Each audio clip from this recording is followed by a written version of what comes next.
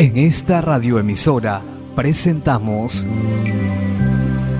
Llaves para vivir con éxito, a cargo del internacionalmente conocido maestro de la Biblia y escritor Derek Prince, quien comparte su experiencia personal y ministerio cristiano en Llaves para vivir con éxito. Bienvenidos.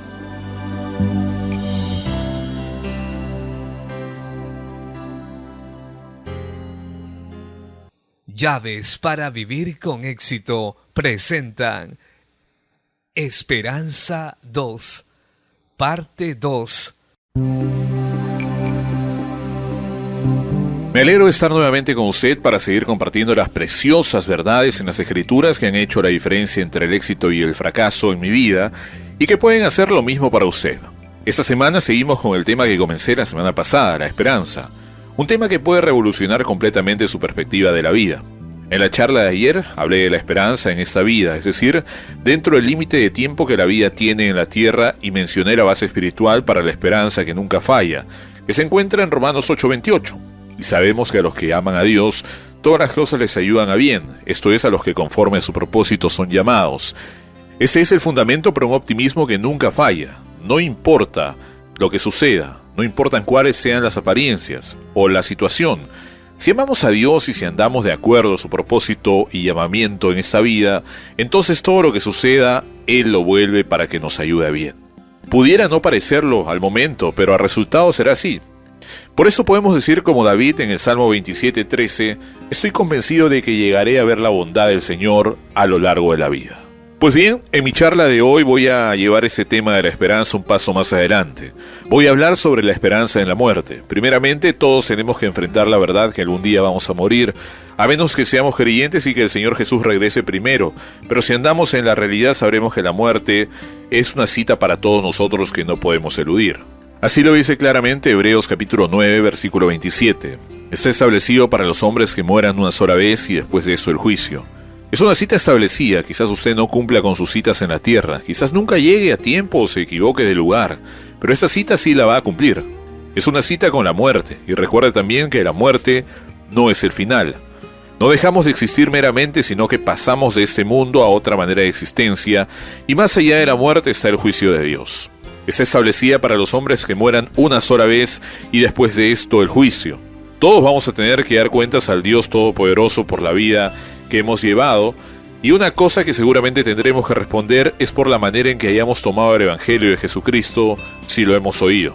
La religión que solo ofrece esperanza solo para esta vida no satisface las necesidades más profundas del hombre, y según entiendo, la fe cristiana es la única que tiene una esperanza, una respuesta positiva para la necesidad del hombre, concerniente a la muerte. La vida cristiana ofrece esperanza después de la tumba. Así lo dice Pablo claramente en 1 Corintios 15:19. Si en esta vida solo esperamos en Cristo, somos lo más dignos de conmiseración de todos los hombres. Si nuestra fe cristiana fuese solo para esta vida, entonces seríamos los más dignos de ser compadecidos en toda la tierra. Andaríamos engañados, caminando en un sueño, en una fantasía. La verdad es que nuestra fe en Cristo nos hace pasar por la muerte, por los portales de la tumba, a una vida eterna con Cristo en el otro mundo. Como usted ve, la Biblia ofrece específicamente esperanza en la muerte y no solo en el Antiguo Testamento. Yo me encuentro a menudo con personas que me dicen, el Antiguo Testamento no dice nada de la vida después de la muerte, este es un error muy grande. No puedo tomar tiempo ahora, pero hay muchos pasajes en el Antiguo Testamento que hablan de la vida después de la muerte, y hasta describen la clase de experiencia que algunas personas tendrán en el otro mundo. Se encuentra en el libro de Ezequiel y en otros lugares. Veamos dos pasajes del libro de Proverbios. Proverbios capítulo 11, versículo 4. Los pecadores no aprovecharán las riquezas en el día de la ira, mas la justicia librará de muerte. Una persona puede acumular todo el dinero y las riquezas, pero como todo el mundo sabe, no se los puede llevar. La muerte termina con todo. No le aprovecha para nada en el día de su muerte. La justicia es la vía de escape de la amargura y de la muerte. Hay otro pasaje de Proverbios que también lo dice. Capítulo 14, verso 32. Por su maldad será lanzado el impío, mas el justo en su muerte tiene esperanza. Note nuevamente que el impío no tiene respuestas en la muerte, sino que es lanzado, acabado en cuanto a esta vida concierne, pero el justo tiene un refugio de esperanza aún en la muerte. Esto es en el Antiguo Testamento, no en el Nuevo. En un momento buscaremos en el Nuevo Testamento y veremos lo que dice sobre el refugio que los justos tienen en su muerte. Lo que el Antiguo Testamento dice con respecto a la esperanza en la muerte, el Nuevo lo revela más abiertamente. Por ejemplo, en 2 de Timoteo capítulo 1, versículos 9 y 10, Pablo habla de la gracia que recibimos por medio de la fe en Jesucristo y dice que esa gracia no comenzó en el tiempo, sino que es eterna. Estaba en la mente de Dios antes de que la creación fuese. Eso es lo que dice muy elocuentemente. Ahora ha sido manifestada, la gracia, por la aparición de nuestro Salvador Jesucristo, el cual quitó la muerte y sacó a la luz la vida y la inmortalidad por el Evangelio. Qué frase más hermosa. Jesús, por su muerte y resurrección, destruyó a la muerte y sacó a la luz la vida y la inmortalidad por medio del Evangelio. Usted sabe que la palabra Evangelio significa buenas nuevas, pues estas son buenas noticias que alguien, Jesucristo, por nosotros destruyó la muerte y en su lugar trajo vida e inmortalidad para todos los que creen. Pablo desarrolla este tema aún más en 1 de Tesalonicenses capítulo 4, versículo 13 en adelante. Dice así: tampoco queremos, hermanos, que ignoréis acerca de los que duermen, para que no os entristezcáis como los otros que no tienen esperanza. Recuerda que la semana pasada hablamos de los que no tienen esperanza, son los que están sin Cristo. ¿Qué frase más trágica es esta? La Biblia habla de la muerte para el creyente como dormir porque se va a despertar.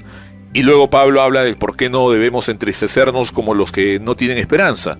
Porque si creemos que Jesús murió y resucitó, así también traerá Dios con Jesús a los que durmieron con Él. La resurrección de Cristo es la garantía de nuestra resurrección. Si somos creyentes en Él, somos identificados con Él en la muerte, en la sepultura y en su gloriosa resurrección. Pablo sigue diciendo: os decimos esto en palabra del Señor, que nosotros que vivimos, que habremos quedado hasta la venida del Señor, no precederemos a los que durmieron. En otras palabras, los creyentes que estén en la tierra cuando regrese el Señor no se van a encontrar con Él antes que los que han muerto, porque los muertos resucitarán primero y luego los vivos serán arrebatados. Pablo sigue su explicación, porque el Señor mismo, con voz de mando, con voz de arcángel y con trompeta de Dios, descenderá del cielo. 3 sonidos gloriosos se oirán en ese instante: la voz de mando del Señor, el mandato del Señor a los creyentes, el mandato del Señor a los creyentes muertos para que salgan de sus tumbas. Recuerde usted que cuando Él mandó a Lázaro a que saliera, Lázaro resucitó, pero tuvo que decir su nombre. Jesús dijo: Lázaro, ven fuera, porque si no hubiese dicho su nombre, todos los muertos hubieran salido. Ahora Él va a llamar a los muertos que murieron por Él. Esa es su voz de mando. Al mismo tiempo vendrá la voz del arcángel llamando a la creación entera que preste atención a lo que el Señor está diciendo, y también la trompeta de Dios. Uno de los propósitos de la trompeta en la Biblia es de llamar al pueblo de Dios a una reunión solemne. De manera que está la voz de mando del Señor, la voz del arcángel y la trompeta de Dios. Entonces, los muertos en Cristo resucitarán primero. Luego nosotros, los que vivimos, los que hayamos quedado, seremos arrebatados juntamente con ellos en las nubes para recibir al Señor en el aire, y así estaremos siempre con el Señor. Me gusta esa palabra siempre. Ya no habrá más despedidas. Cuando se está junto a un moribundo que conoce al Señor, hay una partida, una tristeza, un dolor. Yo he tenido esa experiencia, pero no es una despedida final, es solo por un tiempo. Habrá una reunión, nos reuniremos con el Señor y de esa manera unos con nosotros. Usted notará que hay una pesadez tan grande, una amargura tan terrible en la muerte de aquellos que no conocen al Señor, pero hay una seguridad y una paz tan maravillosa en la muerte de aquellos que sí lo conocen. Pablo sigue diciendo: por tanto, alentaos los unos a los otros con esas palabras. Esos son días en los que necesitamos palabras de aliento. Permítame alentarle a usted antes de terminar. Si usted conoce a Jesús, la muerte no es el fin. Es realmente la puerta de entrada a una nueva y gloriosa eternidad. Usted no estará separado para siempre de sus seres amados que conocen al Señor. Todos seremos reunidos con Él y unos con los otros. Bien, nuestro tiempo por hoy terminó. Regresaré mañana a la misma hora. En mi charla de mañana ampliaré ese tema con el subtópico Esperanza para la creación.